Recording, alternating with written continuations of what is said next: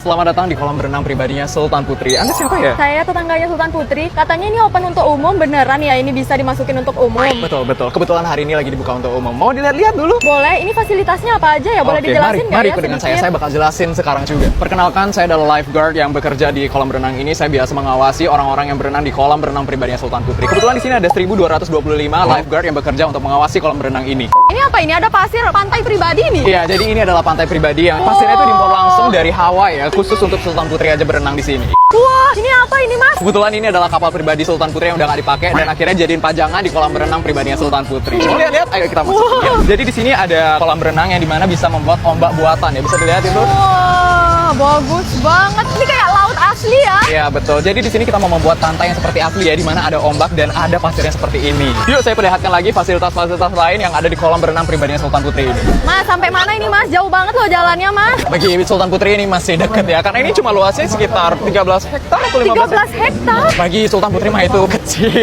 Ini apa nih mas? Oh ini kolam berenang. Ini apa mas? Banyak kali loh selokannya. Jadi biasanya keponakan-keponakannya Sultan Putri kalau pengen berenang itu berenangnya di sini karena ini kolam berenang yang khusus anak-anaknya. Jadi ini ada banyak sekali perosotannya. Terus ada juga yang ember jatuh jadi yang mancur itu loh. Saya mau lihat mas. Boleh. Ya ampun. Mana belum? Tadi itu kecil mas ada. Masih kecil. Yang besar nanti ada di situ dia keluar ya. Biasanya di sini keponakan-keponakannya Sultan Putri yang biasa berenang. Ini saya boleh berenang di sini juga? Boleh. Biasa kok yang orang-orang dewasa yang masa kecilnya kurang bahagia sering berenang di kolam anak seperti ini kok. Jadi di sini ada sungai buatan untuk Sultan Putri. Jadi di sini ada arusnya ya. Kita biasa pakai ban gitu, nanti kita bisa muter sendiri mengelilingi. Ini ban mobil boleh mas? Bukan. Oh bukan. Tolong jangan dibawa ya kalau sifat kampungannya ke sini karena ini biasanya kolam berenang Sultan. Saya kira ban mobil boleh, ternyata udah ada ban khususnya Iya, ya? ada ban khususnya ini. Nah, ini ada fasilitas untuk yang dewasa dan remaja. Jadi di sini agak sedikit ekstrim ya, tapi nggak begitu ekstrim kok. Jadi kalau mau nyoba yang memacu adrenalin, bisa dicoba perosotan yang ini.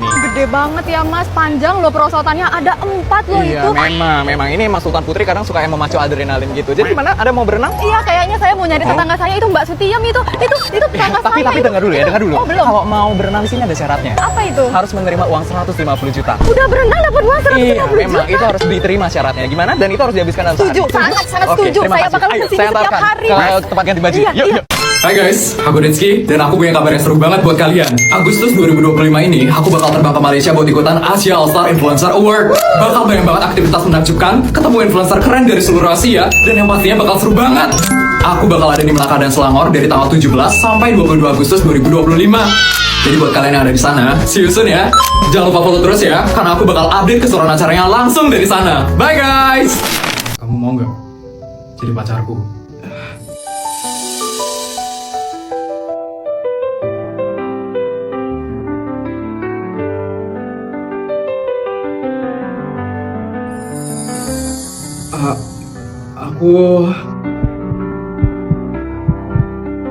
Aku mau King jadi pacar kamu.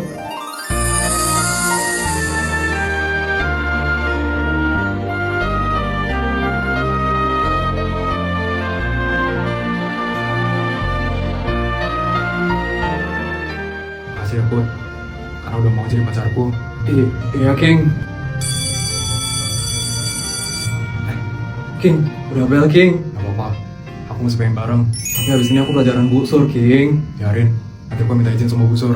Tapi King, kamu lupa aku siapa?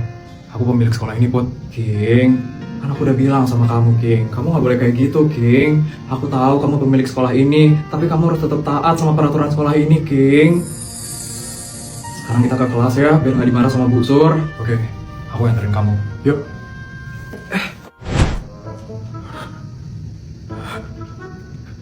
Bodyguard ketua, masuk bodyguard ketua, masuk. Ada sesuatu yang terjadi dengan Non Putri.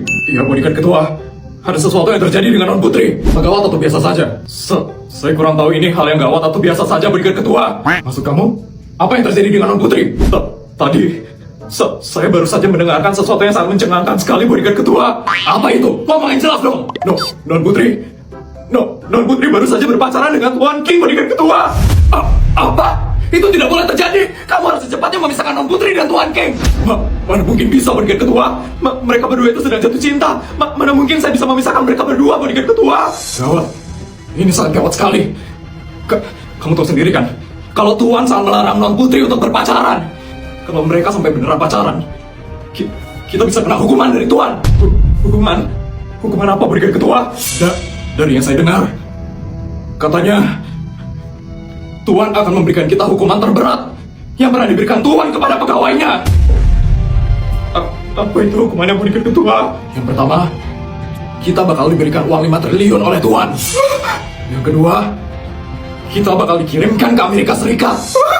Dan yang terakhir, kita disuruh menghabiskan uang 5 triliun itu di Amerika Serikat dalam sehari. Dan kalau uang itu nggak habis,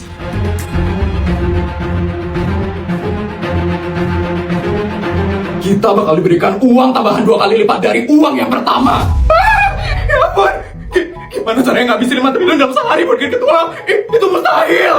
Ya itu artinya kita akan disuruh menghabiskan uang Tuan seumur hidup kita. Kita nggak akan bisa hidup normal lagi. Nggak mau. Itu hukuman yang sangat menakutkan sekali. Saya nggak mau berikan ketua. Makanya kita harus ngomong dengan Non Putri agar Non Putri tidak berpacaran dengan Tuan King. Pulang sekolah nanti, kamu langsung bawa Non Putri ke helikopter secepatnya. Siap berikan ketua. Putri, semoga Non Putri masih bisa putus dengan Tuan King. Pak, itu di depan rumah kok banyak banget ada orang, Pak. Itu mereka ngapain, Pak? Oh, itu masyarakat yang butuh pertolongan, Nak.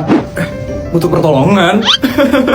Semenjak papamu jadi pejabat tertinggi di kota ini, papamu itu ngebuat program bantu rakyat, Nak. Untuk ngebantu rakyat yang lagi kesusahan. Wah, banyak juga ya yang butuh pertolongan. Itu papa pakai duit pemerintah, Pak, buat nolongin mereka. Ya enggak lah, Nak. Papa pakai duit papa sendiri. Lumayan, Nak, buat ngebantu ngabisin duit keluarga kita, Nak. Iya, Nak. Kamu tahu sendiri kan, duit keluarga kita itu banyak banget, Nak. Papamu itu sengaja bikin program ini biar duit keluarga kita tuh makin berkurang banyak, Nak. Wah, jadi sama-sama untung ya, Pak. Papa banyak keluar uang, rakyat juga terbantu. Papa juga nggak bikin program ini. Soalnya dulu waktu kota ini dijabat sama papanya Feli, rakyat itu nggak pernah ditolong sama sekali. Duitnya malah dikorupsi sama dia. Keluarga Feli mah emang jahat banget, Pak. Mereka tuh mana pernah mikirin orang. Mereka mah cuma mikirin diri sendiri. Untungnya aja papanya Feli itu udah di penjara seumur hidup. Jadi nggak bakal ada lagi yang ganggu keluarga kita. Iya, Mah. Selamat pagi, Pak Raja. Iya, asisten. Bagaimana dengan rakyat yang butuh pertolongan tadi? Itu semuanya sudah dibantu, asisten. Sudah, Pak Raja. Dari hasil program bantu rakyat hari ini, Pak Raja berhasil menghabiskan 368 miliar. 368 miliar? Iya, Pak Raja. Kurang banyak, asisten. Harusnya bisa keluar lebih banyak lagi. Per hari itu minimal harus habis 1 triliun ya, asisten. Terus apa yang harus saya lakukan, Pak Raja? Bantu rakyat lebih banyak lagi, asisten. Target per hari harus habis 1 triliun. Kalau nggak habis 1 triliun, nanti duit saya semakin menumpuk, asisten. Jadi lebih baik duitnya itu dipakai untuk membantu rakyat. Baik, Pak Raja. Nanti saya akan keliling untuk mencari rakyat yang butuh pertolongan. Terima kasih, asisten. Ternyata uang yang keluar hari ini belum banyak. Papa jadi kepikiran, Mah. Sabar, Pak. Nanti juga bakal memenuhi target kok, Pak. Semangat ya, Pak. Iya, Mah. Makasih ya, Mah. Oh ya, Pak Raja. Pak Raja dan keluarga diundang untuk makan malam hari ini. Saya dan keluarga? Undangan dari siapa ya, asisten? Untuk undangannya dari Pak Suryo Mandala, pejabat tertinggi di negara ini. Papanya Rafin? Kamu kenal, Nak? Iya, Mah. Anaknya Pak Suryo, Rafin. Dia baru aja masuk di sekolahku, Mah. Kamu satu sekolah sama anaknya Pak Suryo? Dia gimana di sekolah, Nak? Baik. Kalau dari penglihatan Putri sih, Rafin itu sepertinya orang yang kurang baik, Pak.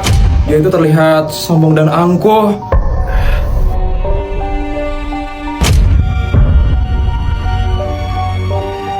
Tapi itu cuma perasaannya Putri aja. Soalnya Putri belum kenal dia lebih jauh. Jadi semoga dia itu sebenarnya orang yang baik. Semoga ya, Nak. Ya sudah, yang penting kita datang dulu hari ini. Asisten, konfirmasi kehadiran saya dan keluarga saya ke Pak Suryo. Baik, Pak Raja. Saya akan konfirmasi kehadiran Pak Raja ke Pak Suryo sekarang. Saya permisi ya, Pak Raja. Semuanya siap-siap ya. Sore ini kita bakal ke rumahnya Pak Suryo Mandala, pejabat paling tinggi di negara ini.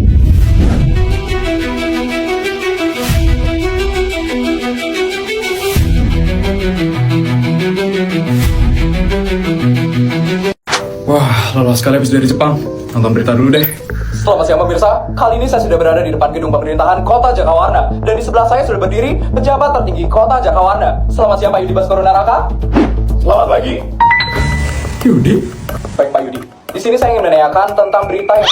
Papa udah pulang. Papa lagi nonton apa, Pak? Ini mah, Yudi lagi diwawancarain. Yudi? Papa ya Feli? Ya ampun, ngapain lagi itu dia, Pak? Apa benar, Yudi? Pejabat-pejabat di kota Jakawarna mendapatkan gaji dan tunjangan tambahan, dan salah satunya itu adalah tunjangan rumah yang besarnya sebesar 50 juta rupiah. Apa benar? Iya benar. Menurut Bapak Yudi, apa tanggapan Bapak terhadap pejabat di kota Jakawarna yang mendapatkan tunjangan rumah sebesar 50 juta? Ya, tanggapan apa ya? Emang harus ada yang ditanggepin? Ada yang salah dari tunjangan 50 juta itu? Malah ya, tunjangan itu termasuk kecil bagi pejabat kayak saya. Kebutuhan rumah saya ya, itu jauh lebih besar sebenarnya. Sehari itu kebutuhan rumah saya 3 juta. Dikali 30, 90 juta. Ya jadi tunjangan 50 juta, itu termasuk kecil bagi pejabat kayak saya. Ya, seperti yang kita tahu Pak Yudi, kalau ada banyak rakyat yang sekarang itu lagi kesusahan Pak Yudi. Ada banyak rakyat yang hanya mendapatkan gaji ratusan ribu per bulan, dan ada rakyat yang masih belum mendapatkan pekerjaan sampai saat ini. Dan menurut Bapak, apa tunjangan rumah sebesar 50 juta itu tidak dialokasikan saja kepada rakyat-rakyat yang membutuhkan? Ya, jangan samain kami dengan rakyat seperti itu lah Mbak. Kita beda Mbak, tidak masuk di logika itu. Kita harus berjuang sangat keras loh Mbak, agar bisa ada di posisi ini. Jadi tolong ya Mbak, jangan samakan pejabat seperti kami dengan rakyat-rakyat seperti itu. Oh, Yudi. Padahal dia itu dipilih sama rakyat kan? Tapi kok dia nggak ada peduli-pedulinya ya sama rakyat? Ternyata Yudi itu nggak cuma jahat sama kita ya, Pak. Ternyata sama rakyat juga jahat banget ya dia, Pak. Papa pengen deh rasanya jadi pejabat.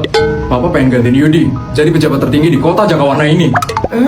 Kalau Papa jadi pejabat ya, Mah, Papa nggak bakal terima gaji sama sekali. Malah penghasilan Papa sebesar 10 triliun bakal Papa bagi-bagiin ke rakyat supaya kota ini makin sejahtera, Mah. Papa serius, Pak. Serius lah, Mah. Nanti ya, rakyat di kota Jakawarna ini bakal dapat duit 10 juta per bulan. Ya dimana itu bukan dari pajak, tapi dari penghasilan kita, Mah. Supaya uang kita tuh bisa berkurang, Mah. Ide yang bagus itu, Pak. Kita jadi bisa ngurangin penghasilan kita. Tapi, Pak, kalau Papa terjun ke politik, Papa nggak takut, Pak. Di situ kan bahaya banget, Pak. Papa tahu sendiri kan dunia itu seperti apa. Enggak, Mah. Kalau kota ini dipimpin sama orang-orang seperti Yudi, kota ini nggak bakal maju, Mah. Harus ada orang yang benar yang memimpin kota ini. Dan Papa bakal jadi salah satunya.